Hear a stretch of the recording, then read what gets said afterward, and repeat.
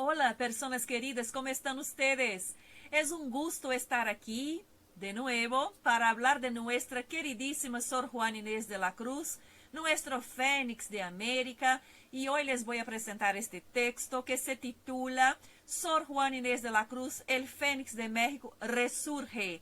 Así lo he titulado yo para una presentación que hice en el Simposio Internacional Género, Discurso y Poder, aproximaciones desde el lenguaje y la filosofía, este simposio precioso que fue organizado por mi querida colega, doctora Karen Cárdenas Almanza, juntamente con el comité organizador de la Universidad Nacional Autónoma de México, una gente muy querida que siempre me invita a exponer sobre Sor Juana. A ustedes un gran abrazo por todas las invitaciones. Y a ustedes que me acompañan aquí en mi canal, les comento que este video lo he hecho especialmente para ustedes, ¿sí? Porque a mí me encanta siempre traer mis estudios, mis investigaciones sobre Sor Juana y compartir todo eso con mi auditorio social. Pues entonces, muchas gracias, y si les gusta este video, les pido por favor que lo compartan con sus seres queridos, que suscriban a mi canal y, si es posible, que me motiven poniéndome un like. ¿Quién soy yo? Algunos de ustedes ya me conocen. Yo soy Adriana do Carmo Figueiredo, doctora en estudios lingüísticos y magíster en estudios literarios por la Universidad Federal de Minas Gerais, Brasil. Y además de eso, soy completamente aficionada por Sor Juana Inés de la Cruz. Pues sigamos adelante y espero que les guste esta presentación. La justificativa de mi trabajo tiene que ver con la importancia de la producción literaria de Sor Juana Inés de la Cruz, tanto para las ciencias jurídicas como para los estudios discursivos.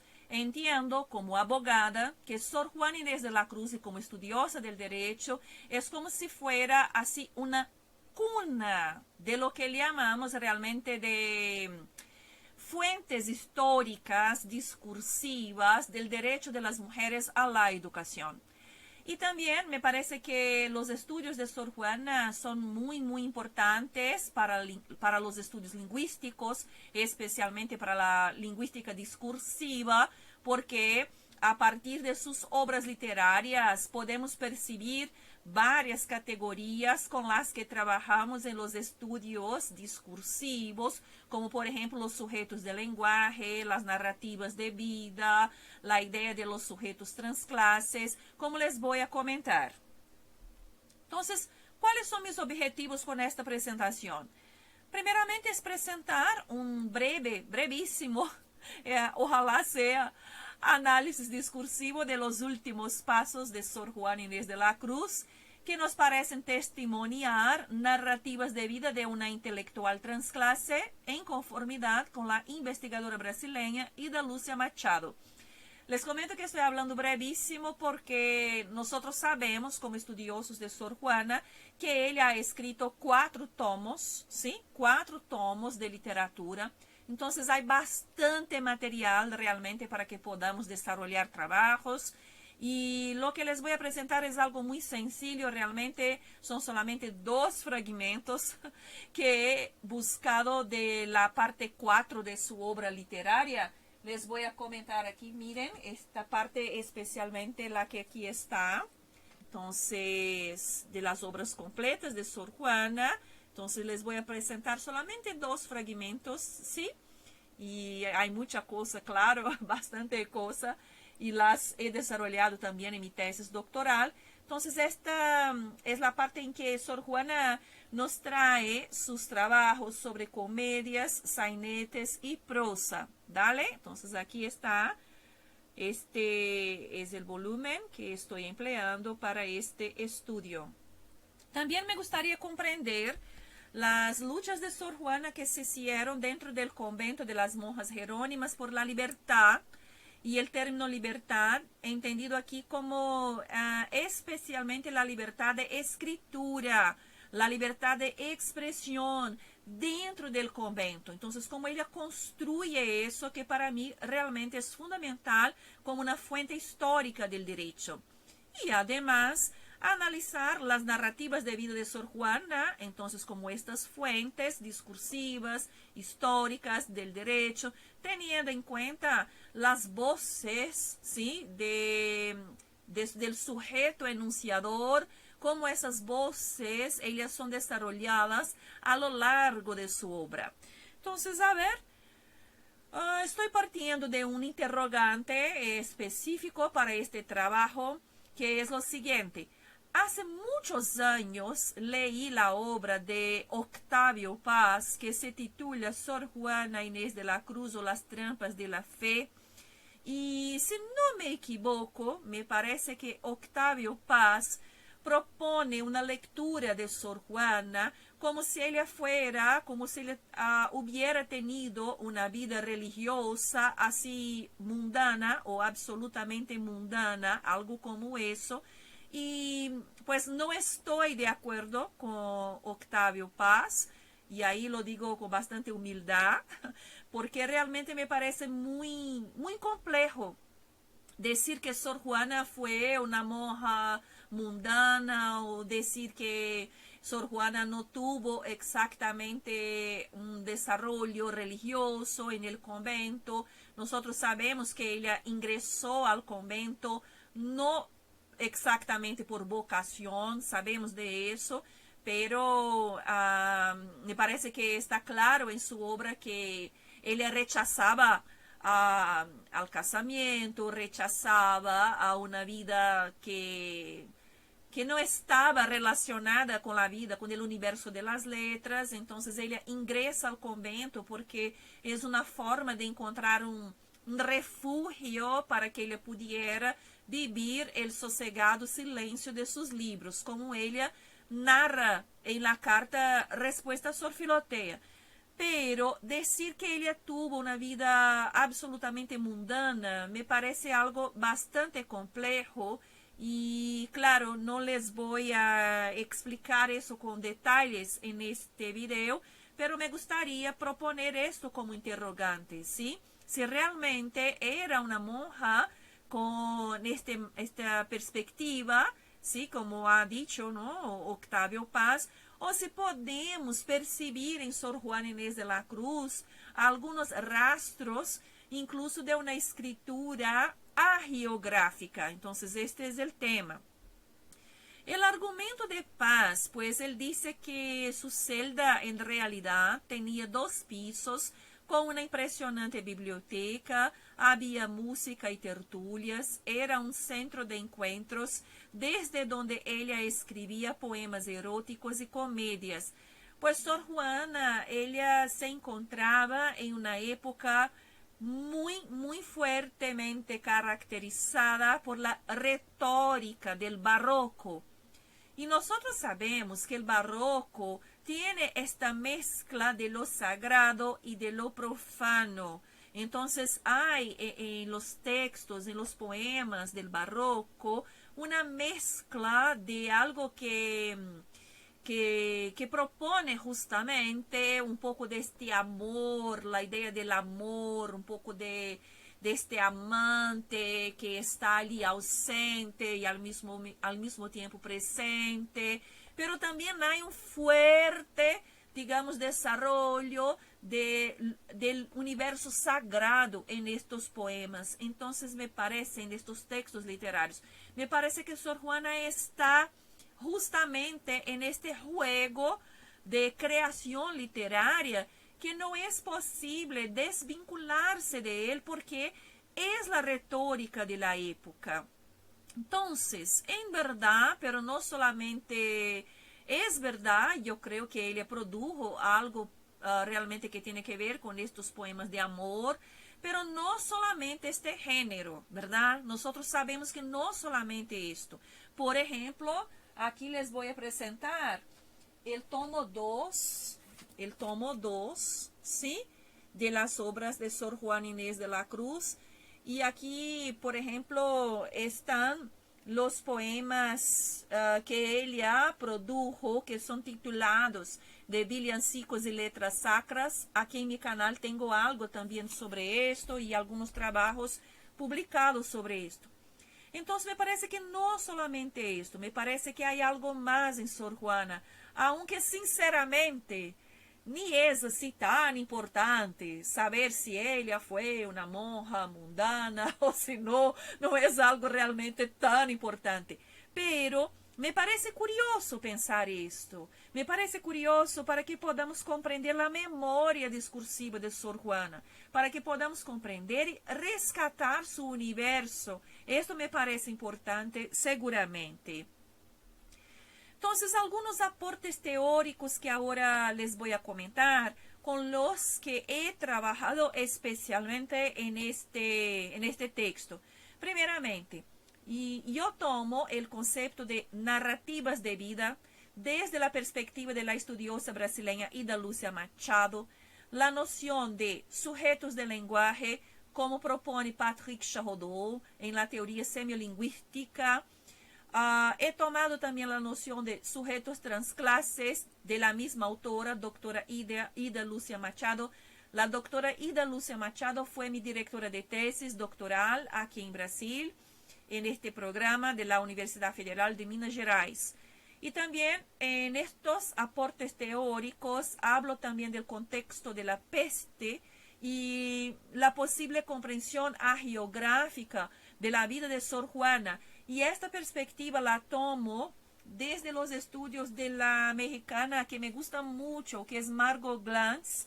Entonces aquí está, es este libro de Margot Glantz que me encanta realmente. Es un libro que fue publicado en los años 90, fue, me parece, 1995, aquí está. Y se titula Sor Juana Inés de la Cruz, hagiografía o autobiografía. Entonces es una pregunta que hace también Margot Glantz y me parece muy interesante para que podamos comprender este universo de Sor Juana.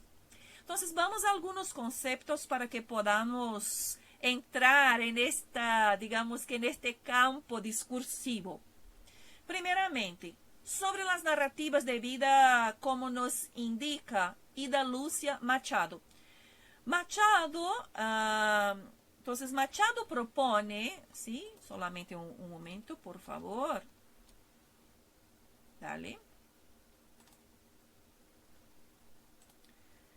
Pues perdón, es que estoy organizando estos días tantos eventos y por eso siempre cuando estoy presentando las cosas veo que tengo que hacer ahí algunas correcciones, ¿sí? Perdón. Machado propone la idea de que la voz del sujeto que se narra nunca es única, sino un complejo de voces discursivas que componen la identidad de este sujeto. La historia de vida de Juana Inés revela esa orquesta de voces. Una vez que en la condición denunciadora de sus relatos, muchas veces notamos un yo poético, otro que se viste de la voz teológica, otro que asume el compromiso intelectual por la defensa de los derechos de las mujeres en la colonia, y hay también una voz discursiva que nos parece tocar en la identidad hagiográfica de una mujer que supo, al menos en los pasos finales de su vida, vivir la caridad y la entrega a los cuidados de sus hermanas enfermas. Entonces, esos despliegues del yo los tomamos con base en la teoría semiolingüística de Charrodot. Este fragmento lo he tomado de mi ponencia, dale, la ponencia que he presentado recientemente en la UNAM, este que les estaba comentando en el simposio de género y poder, dale, entonces lo he tomado de mi propia ponencia. Además, debería estar aquí, ¿verdad? Que lo he tomado de Figueiredo 2022. Solo un rato, por favor.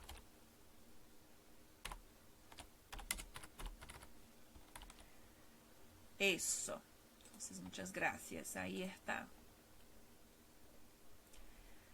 Sobre los sujetos transclases, ¿sí? Entonces, también desde la perspectiva de Ida Lúcia Machado.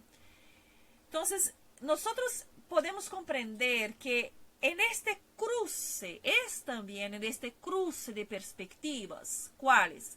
De narrativas de vida, de sujetos de lenguaje, que identificamos a Sor Juana Inés de la Cruz como una mujer transclase. Es decir, aquella que trasciende los estigmas impuestos por los poderes legitimados. En ese sentido, Machado explica que son trans aquellos que actúan con osadía, los que transforman el mundo y enfrentan un destino poderoso y cómodo que ya les había sido trazado por instituciones o familias. Ser trans es huir del drama, de la inmovilidad, de un lugar donde se cristalizan ideas y dogmas. Sin embargo, ser transclase no es tarea fácil. Hay que luchar y muchas veces sufrir las consecuencias de la osadía que acompaña este cambio. Entonces, en líneas generales, el sujeto transclase es aquel sujeto que tiene una trayectoria en la que contesta ciertos dogmas que le fueron impuestos a ese sujeto. Por ejemplo, Sor Juana los contesta cuando ella nos dijo que ingresó al convento de las Jerónimas porque ella rechazaba el casamiento, la boda, y ella quería vivir con el sosegado silencio de sus libros. Dentro del convento, ella se convierte también en un sujeto transclase, porque allí en el convento, Sor Juana no es solamente una monja jerónima como las demás colegas, como las demás monjas que allí estaban. Ella se destaca porque ella pasa a formar parte de la ciudad letrada de su época y ella se convierte en una referencia dentro de esta ciudad letrada. Y ahí toma este término de Ángel Rama, ¿sí? De la ciudad letrada de su época. Entonces ahora vamos a hablar un poquito sobre el contexto de la peste y las mortificaciones. Pues según la estudiosa mexicana Margot Glantz, entonces Glantz nos enseña que había un catálogo gigantesco de mortificaciones. Se escogían las más adecuadas a cada temperamento y se perfeccionaban de manera individual. Único campo de libertad que podía ejercitarse. Eran disciplinas frecuentes traer continuamente una corona de espinas en la cabeza, atarse cadenas gruesas en el cuello o en la cintura, o aerrojar con ellas piernas y brazos, cargar cruces pesadas y disciplinarse con vigor para lograr que la sangre salpicase las paredes y se distribuyese por el cuerpo, como se distribuía por el cuerpo del Redentor en la iconografía de la época. Todavía sigo con Glantz. Solían practicar sus ejercicios vestidas de manera especial, a veces con enaguas de cerdas cubiertas con una vestidura tosca y áspera de paño burdo o sayal. Usaban una soga por cinturón y algunas iban totalmente descalzas. Se ejercitaban también en la humildad cuando besaban los pies y recibían bofetadas de las otras monjas. Cuando renunciaban a parte de su comida o comían en el suelo con una venda en los ojos o una mordaza en la boca. Las disciplinas se aplicaban con cuerdas muy gruesas y esmero singular sobre las espaldas desnudas de las víctimas.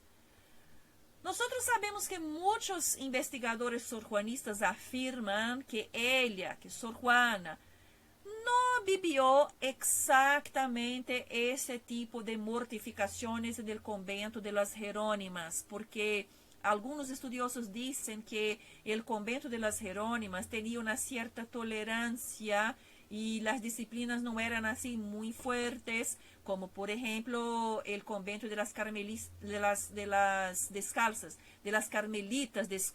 ¿verdad? Que Sor Juana estuvo allá y se quedó por poco tiempo. Algunos estudiosos nos dicen eso, pero yo no estoy de todo convencida, porque me parece que las mortificaciones, me parece que eran prácticas de obediencia que formaban parte de las disciplinas de la época. Es difícil pensar que no había al menos algo de eso en el convento de las Jerónimas, pero son huecos, son temas que les propongo para investigaciones, ¿dale? Porque hay realmente, me parece, muchos silencios en las narrativas de vida de Sor Juana, y esos silencios nos confunden, y por eso es complejo afirmar con énfasis cómo exactamente fueron sus últimos pasos en el convento de las Jerónimas, porque sabemos que allí, en estos momentos finales de su vida, estaba el México contaminado de peste, ¿verdad? Entonces la peste estaba en México.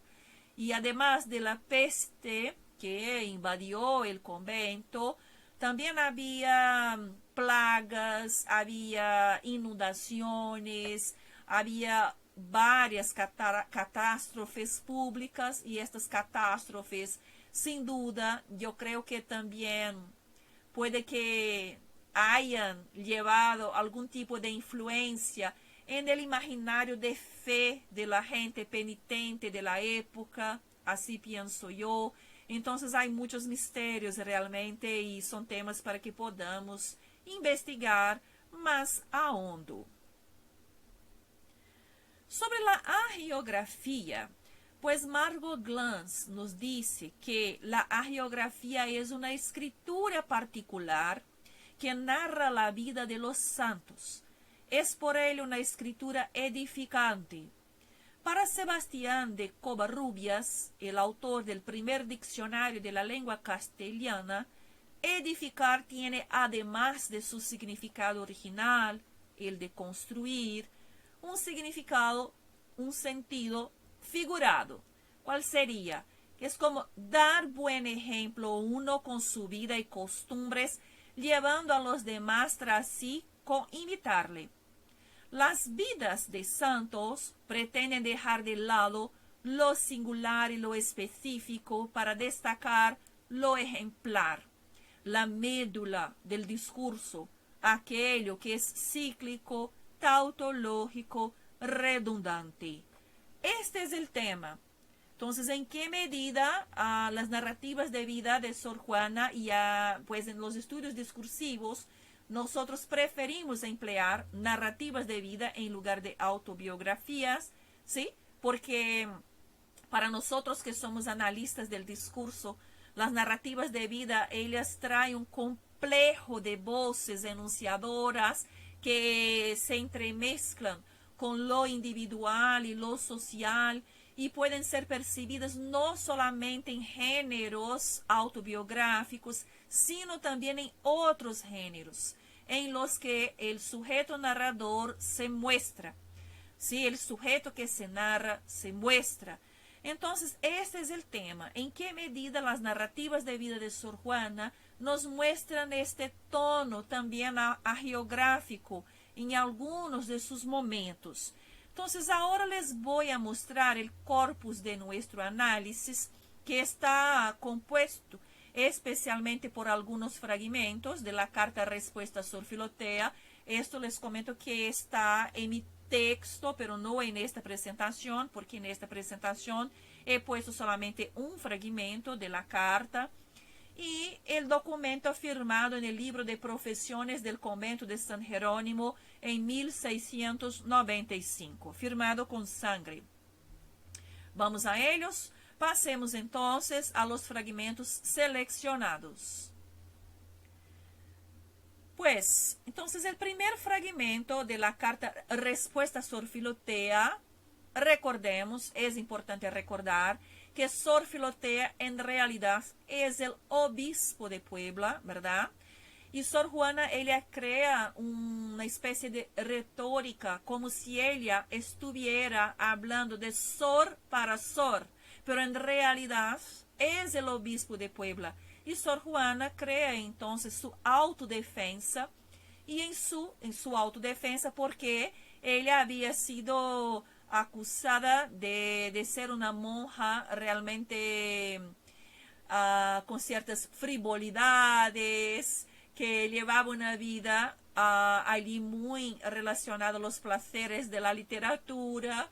Entonces ella propone su autodefensa comentando justo que uno solamente puede saber lo que es una vida de monjas cuando está allá dentro del convento. Incluso eso está en otro fragmento de esta carta. Y en este fragmento, su voz enunciadora nos propone una pregunta. La pregunta al obispo, Sor Filotea. Y la pregunta es, ¿por qué ustedes reprenden a las mujeres que privadamente estudian? Y si quieren que la prohibición del apóstol sea trascendentalmente, que ni en lo secreto se permite escribir ni estudiar a las mujeres, ¿cómo vemos que la Iglesia ha permitido que escriba una Gertrudis, una Teresa, una Brígida, la monja de Ágreda y otras muchas? Entonces, aquí está Sor Juana trayendo una importante evocación interdiscursiva, ¿sí? ¿Por qué? Porque ella retoma una idea de San Pablo. Cuando ella habla del apóstol, ella se refiere a San Pablo. Ella desarrolla eso en la carta. Y ella dijo entonces, ¿dónde está exactamente esta prohibición del apóstol, de San Pablo? Y ella comenta que, en su opinión, la iglesia de la colonia, la iglesia católica que estaba en la colonia en Nueva España, estaba como trasladando, estaba modificando, cambiando el sentido original de la primitiva iglesia. Entonces ella comenta esto. ¿Por qué? Porque como vemos que la iglesia ha permitido que escriba una Gertrudis, una Teresa. Entonces miren qué interesante estaba Sor Juana. En mi tesis doctoral, en mi libro, que es resultado de mi tesis, yo desarrollo más este pasaje. ¿Por qué? Porque lo comento desde la perspectiva de Habermas sobre la colonización del mundo de la vida, como si Sor Juana estuviera justamente proponiendo una especie de denuncia a lo largo del texto, en la que ella nos invita a reflexionar sobre estos sistemas de interpretación de la cultura heredada. Entonces, ¿en qué medida esta cultura heredada es también impuesta en sus modelos de interpretación? ¿Dale? Y aquí se destaca entonces una voz enunciadora, una voz de una mujer que parte de su concepción desde la perspectiva teológica. Y esto es muy interesante porque este es un despliegue, es uno de los despliegues del yo de Sor Juana. Sor Juana tiene yo poético, el yo teológico, el yo defensor de las mujeres, el yo religioso, porque ella lo era, y muchos otros. Entonces, el segundo fragmento, este segundo fragmento, lo he tomado entonces del documento al final, realmente como paso final, en el que Sor Juana lo firma con la sangre. Dale. Entonces, la voz enunciadora nos dijo: suplico, por amor de Dios y de su purísima madre, a mis amadas hermanas, las religiosas que son y en lo de adelante fueren, me encomienden a Dios, que he sido y soy la peor que ha habido. A todas pido perdón por amor de Dios y de su madre. Yo, la peor del mundo, Sor Juana Inés de la Cruz. Este fragmento es muy interesante. Es muy interesante, porque primero me parece que es un fragmento que nos indica algunas pistas para que podamos trabajar el discurso de edificación, como estábamos planteando anteriormente desde la perspectiva hagiográfica. Aquí nosotros tenemos una súplica de Sor Juana, ¿sí? Y es muy interesante porque esta súplica ella la direcciona a mis amadas hermanas, las religiosas. Es muy interesante observar eso.